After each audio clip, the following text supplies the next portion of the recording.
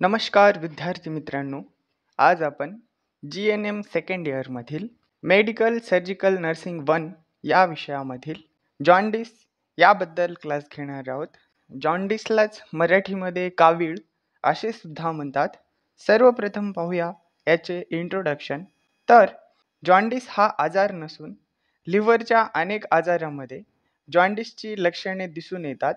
जॉन्डिसला दुसरे नाव हे इक्टेरस असे सुद्धा आहे. तर जॉन्डिस याची डेफिनेशन पाहूया. जॉन्डिस म्हणजे रक्तामध्ये बिलिरुबिनचे प्रमाण साधारणतेपेक्षा जास्त होते व त्वचेचा तसेच डोळ्यातील पांढरा भाग असतो त्याचा कलर हा पिवळा दिसायला लागतो. त्यास जॉन्डिस किंवा कावीळ असे म्हणतात. तर ब्लडमध्ये बिलिरुबिनचे प्रमाण हे 2.5 mg/dl पेक्षा जर जास्त झाले तर त्या व्यक्तीला जॉन्डिस होतो. तसेच बिलिरुबिन हा पदार्थ आपल्या शरीरामध्ये लिव्हर हा ऑर्गन तयार करत असतो. तर या जॉन्डिसचे प्रकार किती आहेत हे पाहूया. यामध्ये सर्वप्रथम प्रकार आहे हिमोलायटिक जॉन्डिस, म्हणजेच हिमो म्हणजे ब्लड आणि लायटिक म्हणजे ब्रेकडाऊन ऑफ सेल्स, म्हणजेच ब्लडमधील ज्या आरबीसीज आहेत त्या तुटतात. तसेच हिमोलायटिक जॉन्डिसमध्ये आरबीसीचे म्हणजेच रेड ब्लड सेल्सचे जास्त प्रमाणात डिस्ट्रक्शन झाल्यामुळे म्हणजेच ब्रेकडाऊन झाल्यामुळे लिव्हरमध्ये बिलिरुबिन जास्त प्रमाणात तयार होते.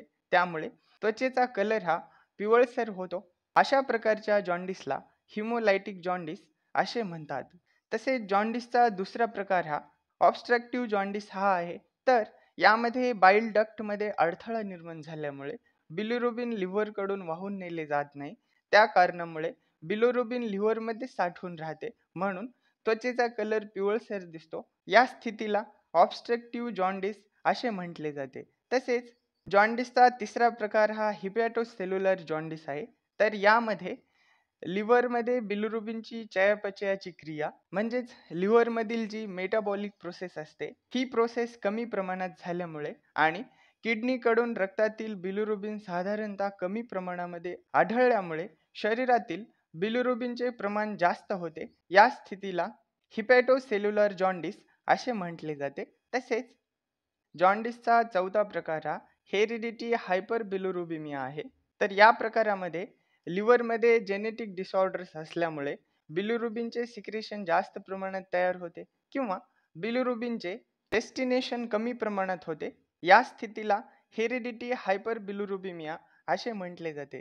तसेच जॉन्डिस या आजाराचे काय काय कॉजेस असू शकतात म्हणजेच काय काय कारणे असू शकतात ते पाहूया. यामध्ये सर्वप्रथम कॉज आहे प्री हिपॅटिक कॉजेस, ज्यामध्ये हिमोलायटिक आणि थॅलेसेमिया या आजारामुळे जॉन्डिस हा होऊ शकतो. तसेच हिपॅटिक कॉजेस असू शकतात म्हणजेच लिव्हरचे काही कॉजेस असू शकतात, ज्यामध्ये हिपॅटायटिस आणि सिरोसिस ऑफ द लिव्हर यामुळे सुद्धा ब्लडमधील बिलिरुबिनचे प्रमाण जास्त वाढते आणि कावीळ हा आजार होतो. तसेच पोस्ट हिपॅटिक कॉजेस असू शकतात, ज्यामध्ये ऑब्स्ट्रक्शन ऑफ द बाईल डक्ट म्हणजेच जो बाईल डक्ट असतो त्याच्यामध्ये जर काही अडथळा निर्माण झाला तरी सुद्धा हा आजार होऊ शकतो. तसेच पॅनक्रियाटायटिस म्हणजेच पॅनक्रियाचे जर काही इन्फेक्शन असेल तरी सुद्धा शरीरामध्ये बिलिरुबिनचे प्रमाण वाढते. तसेच जर पॅनक्रियाचा जर कॅन्सर असेल यामुळे सुद्धा हा आजार होऊ शकतो. तसेच गॉल ब्लॅडर आणि डक्टचा जर कॅन्सर असेल तरी सुद्धा कावीळ हा आजार होण्याची शक्यता असते.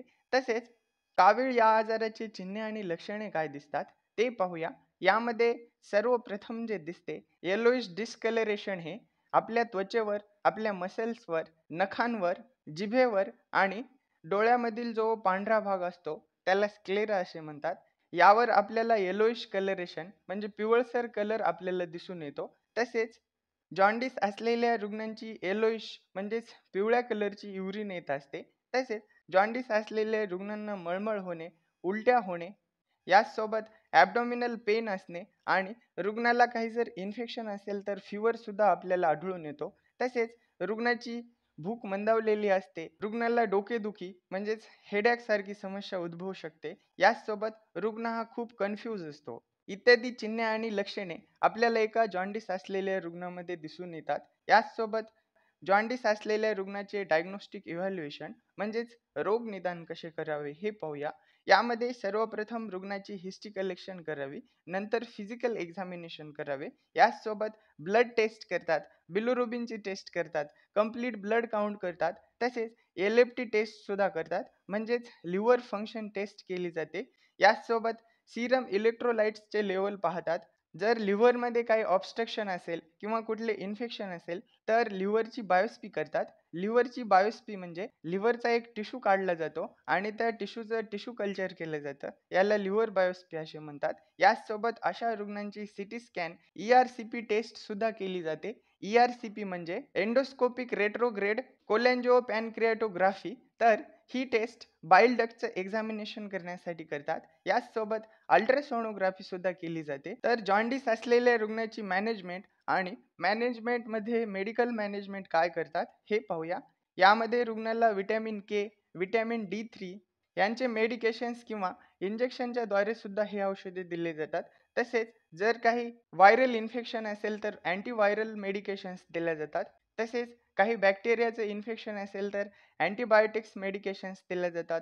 याचसोबत रुग्णाच्या ब्लडमध्ये जर खूप जास्त प्रमाणामध्ये बिलिरुबिन साठलं तर रुग्णाच्या RBCs ह्या ब्रेकडाऊन झाल्यामुळे रुग्णाला ब्लड ट्रान्सफ्युजन करण्याची सुद्धा आवश्यकता पडू शकते. याचसोबत जॉन्डिस असलेल्या रुग्णांना किमोथेरपी, IV फ्लुइड आणि रेडिएशन थेरपी सुद्धा केल्या जातात. तसेच जॉन्डिस असलेल्या रुग्णांची सर्जिकल मॅनेजमेंट काय करावी हे पाहूया. तर यामध्ये कॉलिसिस्टेक्टोमी केली जाते. कॉलिसिस्टेक्टोमी म्हणजे जो गॉल ब्लॅडर आहे त्याच्यामध्ये काही ऑब्स्ट्रक्शन असेल तर तो गॉल ब्लॅडर काढून टाकला जातो.